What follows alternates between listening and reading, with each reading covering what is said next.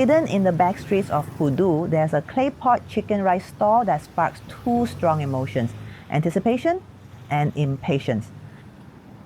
This is 168 Claypot Chicken Rice, famous for doing things the old way. Raw rice, charcoal fire. And that means one thing, you wait. The stall sits inside a very old school kopitiam. Plastic tables, loud conversations.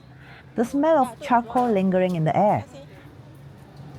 It's atmospheric but not exactly comfortable. It gets hot, it gets crowded, and on busy nights it's a little chaotic. Many regulars prefer sitting outside even with traffic nearby just to escape the heat indoors.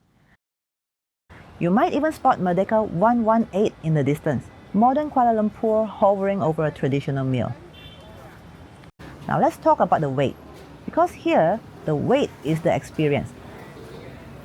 Every clay pot is cooked from scratch over charcoal, and it's largely a one-man operation. On a good day, you wait about 40 minutes. On busy nights, it can stretch past an hour. Locals come prepared, they arrive early, they order other dishes first. If you arrive hungry and impatient, this place will test you. But when the clay pot finally arrives, this is why people keep coming back. The rice is fluffy and fragrant on top with a smoky, crispy crust at the bottom. The chicken is tender and well marinated, mixed with lapchong and salted fish. Once everything is stirred together, you get layers of sweet, savory, and charcoal smoke. It's deeply comforting and nostalgic. On a good day, it has that elusive wok hei aroma. We also ordered a salted vegetable soup, clear broth, preserved mustard greens, and generous pieces of pork. It's light, gently salty, exactly what you want to balance the rich claypot rice. The stir-fried choy sum is simple and well done.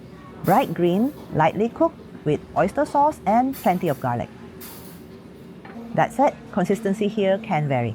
Some diners report undercooked rice or pots that are too oily or too burnt, especially during peak hours. Our meal came to about 40 ringgit, reasonable for the portion and effort involved. One important tip, bring cash. This store is strictly cash only. We even saw people turn away for not knowing that. So, is 168 Claypot Chicken Rice worth the wait? If you value tradition and don't mind slowing down, and if you enjoy food cooked patiently over charcoal, then yes, this place still earns its reputation.